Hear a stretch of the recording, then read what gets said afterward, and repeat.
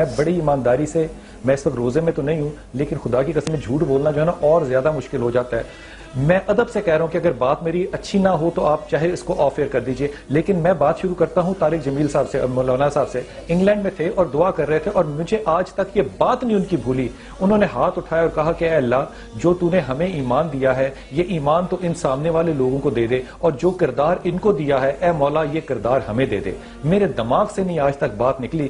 Media بتائے کیا اس نے واقعی اچھے معاشرے، ابھی میں کان میں جملہ سن رہا تھا کہ ایمان ان کو دے دے اور کردار، میں اس جملے کو کیسے برداشت کر لوں؟ میرے نزدیک تو یہ جملہ بہت سنگین ہے۔ میں ان کے لیے دعا کروں یا اللہ ان کے پاس اچھا کردار ہے تو ان کو ایمان بھی دے دے، مگر میں اپنا ایمان ان کو دے رہا ہوں، یہ کیسی باتیں؟ تو ہم کسی پر تنقید کریں تو باقاعدہ گروپ بندی ہو جاتی ہے، ہم سچ بولیں تو مسئلے کھڑے ہو جاتے ہیں۔ کوئی آگ لگائے اس کو کچھ نہیں، جو آگ بجھانے کی بات کرے اس پر 10 انگلیاں اٹھتی ہیں۔ تو پہلے آئیے قوم کو تیار کیجئے۔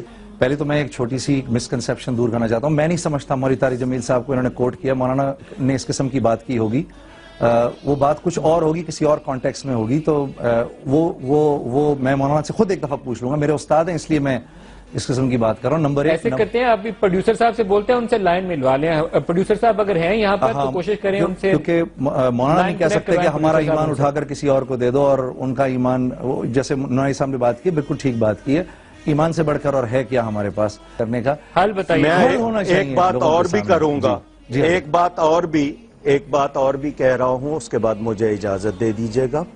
یہ ایک بات اور بھی کہہ رہا ہوں کہ ہمارے ہاں ہوتا ہے کہ جو جس چیز کا ماہر ہے اس سے بات کی جائے، پلمبر ہے، الیکٹریشین ہے، ڈاکٹر ہے، جو کہتے نہیں خود سے دوا مت لو کیا پتا کیا ہوگا۔